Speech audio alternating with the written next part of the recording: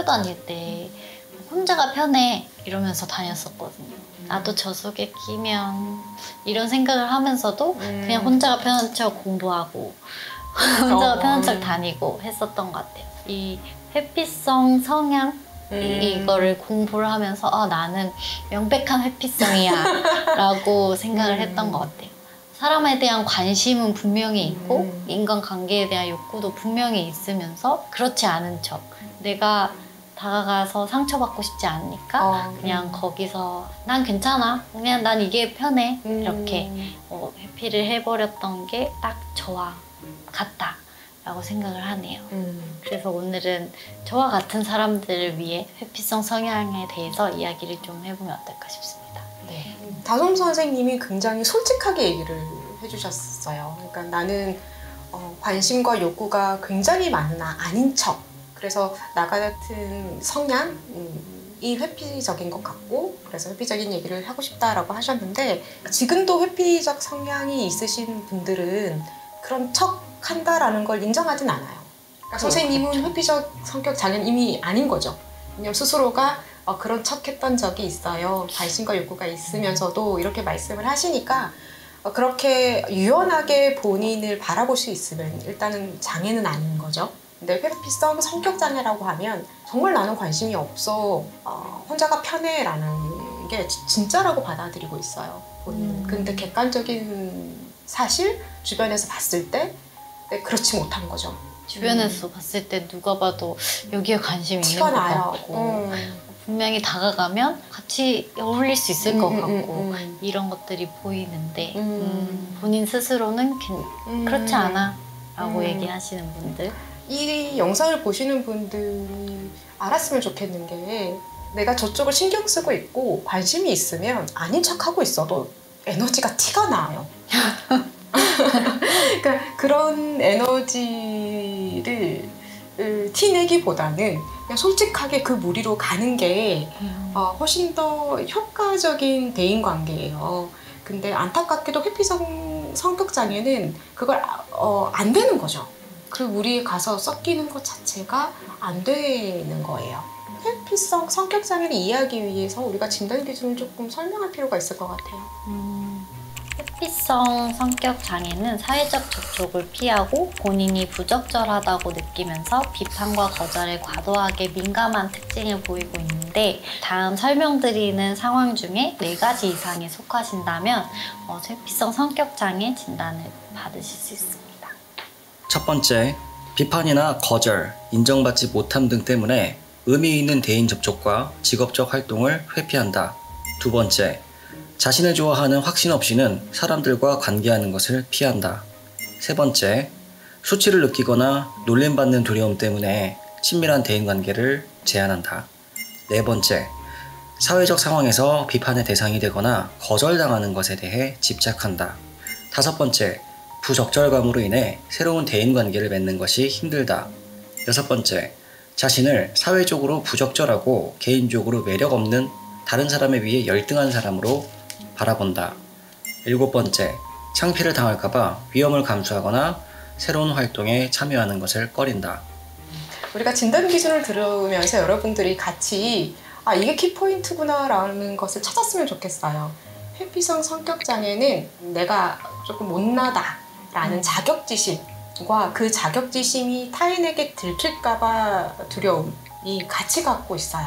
그래서 자격지심이 안 들키려고 나의 못난 모습을 들키지 않으려고 대인관계를 억제하죠. 욕구는 있으면서? 그렇죠. 그러니까 욕구는 크게 두 가지인 것 같아요. 나의 못난 면을 들키고 싶지 않은 욕구도 있지만 들켰을 때 그래도 나를 받아들여줬으면 하는 욕구. 한마디로 회피성 성격장애를 지칭하자면 우리 물론 그렇게 낙인 찍고 지칭하는 건 좋진 않지만 그래도 그분들의 특징을 조금 한눈에 한 번에 이해하기 위해서 좀 말씀을 드리자면 숨고 싶은 나. 숨기고 싶은 나? 그래서 관계를 맺는다 하더라도 자기 진정성 있는 내 모습을 보여주지 않죠. 자기 얘기를 많이 하지 않고 깊은 관계를 맺는다기보단 피상적 관계를 주로 맺을 가능성이 높고요. 아무래도 내가 진정한 내 모습을 보여줬을 때 거기에 대한 나 스스로도 부적절감을 느끼고 있고 내 스스로도 무능력하다고 느끼기 때문에 그걸 보여줬을 때 돌아오는 거절, 비판 이런 피드백, 것들에 각종 네, 피드백이 상처받고 싶지 않아서 그쵸. 숨기는 것 같아요. 이분들은 부정적 피드백을 받고 싶지 않고 그거에 대한 두려움이 너무 크기 때문에 오히려 거기에 굉장히 집중돼 있어요. 누가 나를 비판하나? 누가 나를 싫어하나? 누가 나를 거절할까? 뭐 이런 것들에 굉장히 집중하다 보니까 주변 환경에 되게 기민해요. 그래서 더 아마 힘드실 것 같아요, 회피성은. 그래서 뭔가 모임에서 대화를 할 때 아무도 그 주제로 잠깐 이야기했던 걸 기억 못 하는데 본인만 기억하는 거죠. 그래서 이불킥 한다고 하잖아요, 왜? 그러니까 이불킥 하시는 분들 중에 회피성이 굉장히 많아요. 아, 내가 왜 그런 말을 해서? 걔가 그런 말 하는 이유는 나를 그렇게 비난하려고 했던 얘기인가? 이런 것들을 집으로 돌아가셔서 침대에 누워서 내 이불 안에서 끊임없이 그 생각을 하죠. 이게 자의식이 강하다라고 얘기를 하는 거죠. 이런 부분은. 끊임없이 그 상황을 되짚어보고 맞아요. 자기 비난을 하죠. 그리고 나중에 가서 또 미안하다고 사과하면 아무렇지 않은 뭐 그런 일이 있었니? 상대방 기억도 못하죠. 네, 그런 이야기들. 네. 그럼 대표님, 그런 성격 유형을 갖고 있는 사람들 타인한테 피해를 주는 걸 굉장히 싫어하겠네요. 왜냐면 내가 만약에 다른 사람한테 피해를 줬는데 그 사람이 사회적으로 나한테 어떤 그 평가를 내릴지 모르기 때문에 그렇죠. 굉장히 그 부분에 대해 두려워할 것 같아요. 맞아요. 타인한테 피해를 주지 않는 거죠. 네. 그런데 피해뿐만 아니라 모든 관계를 안 하려고 하는 거죠. 피해는 이미 관계를 맺고 있는 사람에게 피해를 주고 싶지 않다가 이제 성립이 되는데 이분은 관계를 맺지 않는 거죠. 아싸리 처음부터.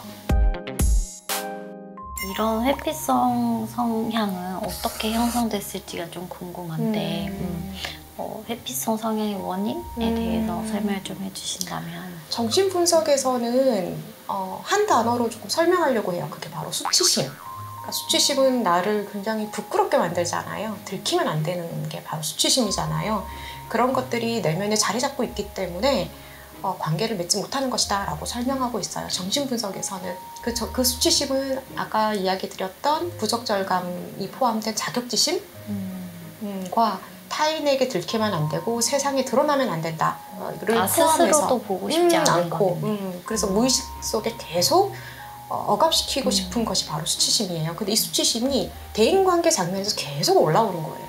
무의식 속에 계속 억압돼 있어야 되는데 내가 대인관계만 하려고 하면 그 수치심이 스물스물 올라오니까 그 수치심을 안 보려면 어떻게 해야 되겠어요? 아예 차단을 네, 대인관계를 안 해야 되게 돼버리는 거예요. 그리고 두 번째는 이분들의 핵심 신념은 나는 정말 못난 사람이야. 그리고 내가 이런 사람이라는 걸 들키면 다 떠날 거야. 다른 사람들은 나를 무조건 싫어할 거야. 나를 좋아하는 사람은 없어 라는 신념을 갖고 있어요. 이게 잘못된 신념이죠. 이런 신념 수정이 치료의 한 방안이기도 하고요. 원인 중에 세 번째는 회피성 성격 장애이신 분들은 자기 비난, 자기 비판의 경향성이 너무 커요. 그러니까 긍정적인 일들은 굉장히 축소 바라보고 자기한테 부정적인 일이 일어나거나 부정적인 사건이 일어나면 그건 너무 확대해서 해석하고 그래서 회피성 성격 장애를 갖고 계신 분들은 계속 나에 대한 부정성만 바라보게 되는 거예요. 그러다 보니까 나는 맞아. 나는 세상에 어울리지 않아. 나는 부적절해. 나는 무능해. 계속 그런 결론을 내게 되죠. 이런 회피성 성격 장애를 가지신 분들은 양육 환경에서 부모로부터 비난 섞인 피드백을 많이 받아서 그런 걸까요? 네, 맞아요. 그러니까 긍정적 피드백보다 부정적 피드백을 많이 받은 사람이 회피적 성향을 갖게 되는 경향이 크죠. 왜냐하면 계속 나는 내가 이상하다? 나는 정상이 아니야. 나는 부적절해 라는 피드백을 받다 보면 그게 내면화되기 때문에 성인이 되었을 때 부모로부터 그런 피드백이 더 이상 오지 않음에도 불구하고 이미 나는 그런 피드백이 내면화되어 있기 때문에 다른 사람들한테 나는 여전히 부적절한 사람으로 보여지는 것에 두려움이 커지는 거죠. 그리고 그 수치심이 이분들의 키워드다 아까 말씀드렸는데 그 수치심은 이미 어린 시절에 강하게 뇌리에 박힐 만한 수치스러운 일을 경험했을 가능성도 커요. 그게 이제 양육 과정에서 부적절한 강한 비난, 비판 또는 일상적이지 않는 부모의 비난, 처벌 이런 것들이 나한테 수치심을 주기 때문에 그런 것들로 인해서 세상과 나는 맞지 않아, 나는 부적절한 사람이야 이런 생각을 갖게 될 수도 있죠. 이거 원인 얘기하시면서 이제 본인이 가지고 있는 부적절한 신념, 핵심 신념을 수정하는 게 치료에 도움이 된다고 말씀하셨는데 이런 회피성 성향을 가지신 분들은 치료 방법으로는 좀 더 뭐가 있는지 설명해 주신다면. 일단 이분들이 가지고 계신 지금 이런 해결책, 대인관계를 제한하고 억제하는 이 해결책이 성공적이지 못하다는 것을 통찰하는 것부터 시작해야 돼요.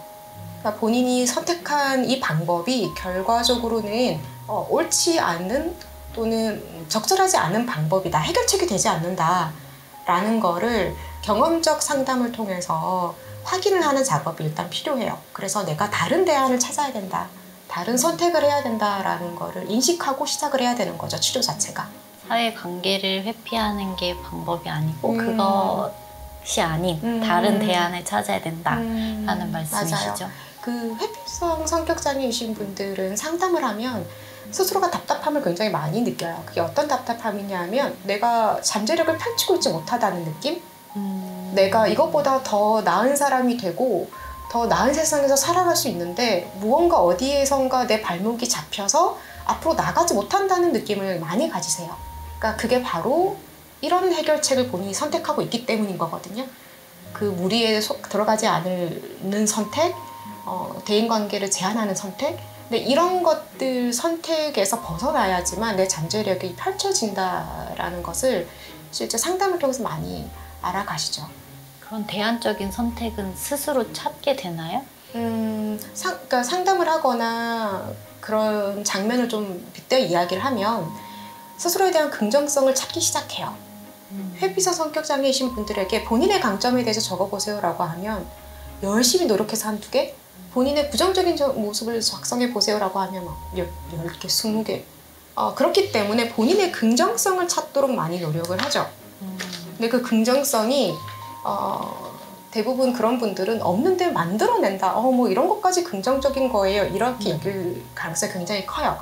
근데 회피성이 아니신 분들은 긍정성이 있는 그대로 긍정성으로 받아들여요. 근데 회피성이신 분들은 이런 건 강점이 아니지 않아요? 이렇게 이제 접근하시죠. 근데 그것부터 수정하기 시작해요. 주변에서 아무리 강점이라고 얘기해도 잘 받아들여지진 못할 것 같아요. 맞아요. 이미 내면화된 그런 부적절감이 깊이 있어가지고. 그래서 그런 메시지 스스로를 자기 지시하는, 긍정성을 보일 수 있는 자기 지시를 해야 되는데 그걸 굉장히 자주 반복적으로 해야 돼요.